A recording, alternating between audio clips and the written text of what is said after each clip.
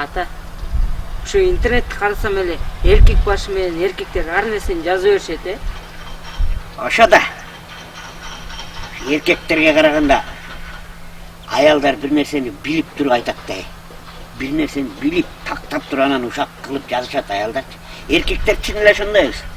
Бирдекени тамашалайбыз, таптырайбыз, анан тигини тамашалайм деп чындык болуп калат. Анан кичине бир сен туура эле айтып атасың ошондойда. Мен сага бирдеке айтып берейинби? Бир министрдин аялычы үйүнө келип туруп министрге айтыптыр да. Сен жакында соттолосуң дептир да. Анан жоголчу ар жака. Эмнеге соттолмогон? Жоголчу сен каяктан билесиң десе. Аял айтыптыр да. Эй, аялдар айтып атат.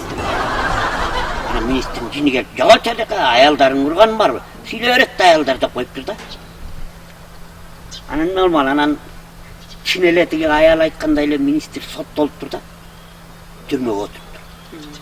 Анан аялы акышка урап, министрдин аялычы.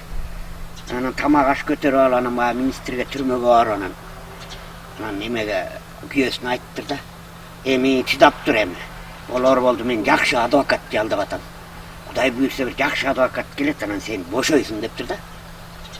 Анан десе баягы министр айтат имиш. Адвокатың дурайын, адвокатың урган барбы? Аялдар эмне деп атат да.